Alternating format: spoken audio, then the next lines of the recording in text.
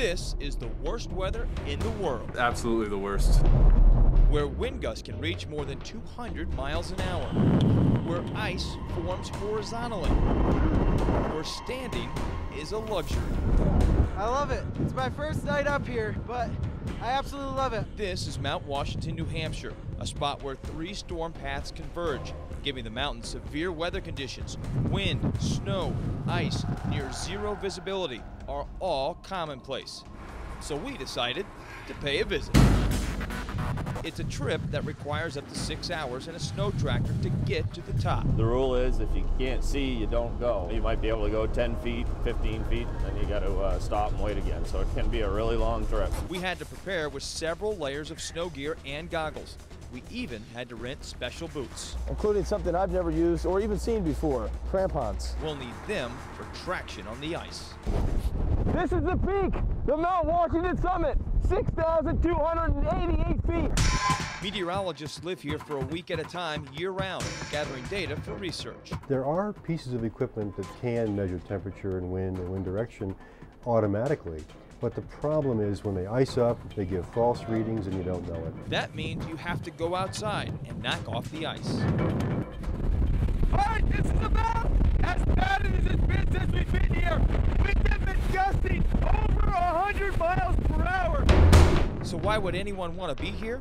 We asked Stacy Kowecki of Toms River, New Jersey. Even as a meteorologist, it's not often that you get to come out and hang out in 100-mile-an-hour winds. Some years it's absolutely amazing. 500 inches of snow in one season. 250 is about average. Even this harsh place has its natural beauty, with a view extending from Canada to the Atlantic. Wind, snow, and freezing temperatures aren't for everyone, but these guys love the worst weather in the world.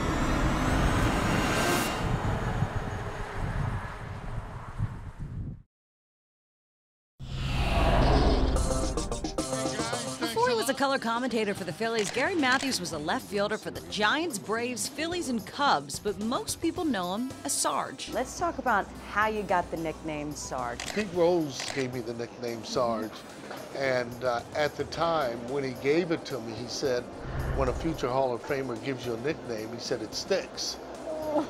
Well, he got one part right. He loved playing baseball, but says it was hard on the home life. When you go to battle in 162 games, I mean, it's a war.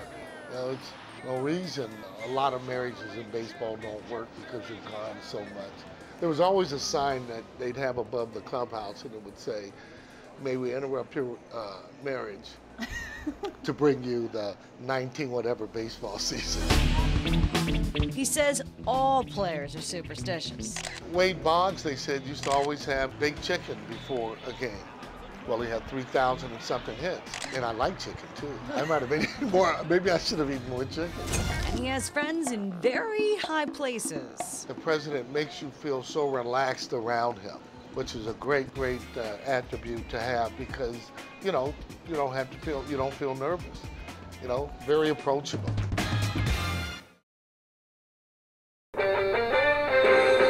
We're used to seeing everything from our favorite TV shows to wacky pet videos on YouTube. But you may not know what else is going on here. Disgusting. Scantily clad women from our area looking to make money, trying to sell their bodies. I mean, that's really surprising. Here's Lily. We found her online escort ad that says she's sexy, sassy, and spontaneous, and that she has talents that will leave you weak in the knees. But she also posted a link in her ad, apparently in hopes of sealing the deal. A video of her on YouTube. Hey y'all, it is me. Here she is dancing suggestively in front of a camera, hoping to lure men to pay her a visit. She has dozens of videos on her own YouTube channel, which you can subscribe to. It's rather new. They're using all the resources that they can use to get the maximum amount of business that's possible. Lieutenant Charles Green with the Philadelphia Vice Squad, who wasn't aware of these YouTube ads and reviewed what we uncovered, says the videos may be more realistic for potential clients. People who view this would probably think it's more authentic than you see something advertised through a still photo. Our undercover photographer meets up with Lily in a hotel parking lot near Philadelphia International Airport, where she made clear what she was selling. It's pretty easy to find the women by typing in search terms in YouTube. like Philadelphia escorts. Found women all over the area using explicit YouTube videos as a way to lure clients, from Philadelphia to Allentown, even to this massage parlor in Atlantic City. Come on in, it's Gabriella. In Burlington County, we met Gabriella, who also has numerous YouTube videos. She titled them Strip Tease, Body Rub, and Shower Show. In one, she shows in detail what a customer can expect. Her price? $250 for 1 hour. And Gabriella also posted this video on YouTube where she holds up a sign that says she's met a lot of weirdos lately and the money she's making was clouding her judgment. So now she plans to have even more stringent screening of clients. Gabriella sometimes operates out of this Mount Laurel hotel using YouTube as a way to attract business. That's kind of shocking that that would happen in my neighborhood. I wasn't aware that there was stuff like that going on.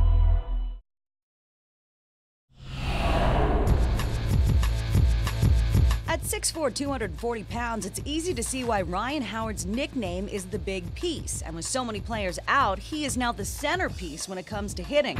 There are times where you hit it flush, you know that it's just absolutely going off of the bat. And that's a good feeling because then you get to kind of jog around the bases. So when on first base, who are his favorites to chat with and what are they talking about? Lance Berkman and I usually have some pretty good conversations. Ike Davis from the Mets usually has some pretty good conversations. Prince Fielder. What are you talking about? Different things from the game. We can talk about different pitches that pitchers throw, and just a lot of the time we're just out there kind of clowning around. Pitchers, who do you least like facing? It all depends. I mean, if you're not going well, then that's everybody. Tim Lincecum's definitely a tough guy. Chris Young from the Mets, he may not throw hard, but it's just something about him. Like I said, if you're not going well, then you can throw a fifth grader. I can throw my son out there. Ryan and I ate lunch at Morton's in Center City where he's practicing for his celebrity server night to benefit the Ryan Howard Foundation. We're not feeling it right now. We're not confident yet. Yes, Ryan and his teammates will be serving the dinner, or at least trying to. We'll get it down. Right now, it's shaky. We want you guys to come first before I start dropping plates. When Mike Bruckner reminisces about his service during Vietnam, he sees an eager and proud soldier staring back at him. We're a military family. My father was in. I have two sons who both did a tour in Iraq. That's why Mike, until recently, volunteered at the Philadelphia VA nursing home. And it's what he witnessed there in his year-and-a-half volunteer stint that led him to us. It seems like it's been a heavy burden on you. Oh, it has been. Mike befriended his fellow veterans, and they started confiding in him. What he heard stunned him.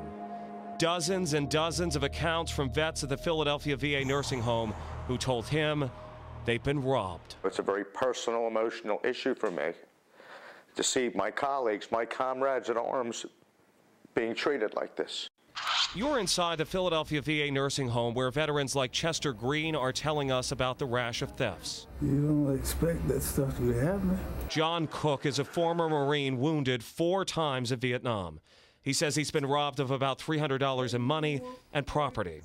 And this may be the symbol of this entire investigation. He's installed a padlock on his dresser.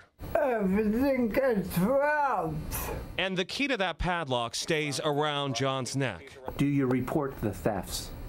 Yeah. What happens when you Nothing. Fellow vet Carlos Santiago, a door gunner in Vietnam, so fears being robbed again that he now wears this makeshift wallet around his neck. They do steal from you in here. It is rampant. It is something that, you know, shouldn't happen. VA nursing home resident Tim Rogers says he's also been a victim. The Vietnam-era vet is battling skin cancer. Just a few weeks ago, he got hit for $60. I've never been violated like that. And that's exactly the way I felt. The whistleblower eventually got so fed up with the inaction at the nursing home, he called Washington, D.C. I was told by the senior officers at the Veterans Administration that there are hundreds of thefts and that there's very little they can do about it. I filed approximately at least 50 and reported another 50 in the last 9 months. Bruckner has helped the veterans report the thefts to the local Veterans Administration police. Bruckner says the police told him they've had little luck finding out who's responsible. Their success rate is 0. And with all of that work to do, what the VA police officers actually spent their time on might surprise you. I'm confiscating this camera. James! Yeah. Come here. Andy, come in, sir. Jim, she's taking my camera. Come in here. That camera. James, come in here. You cannot take that. You are unauthorized to be in here with a camera, ma'am. Then take I'm going to ask you to take this camera out your hand right now. Okay. Take this camera out your hand right now. They're breaking my freaking hand. You got the camera. Take that camera. Jim, they're breaking my hand. You got the camera. Get out of here.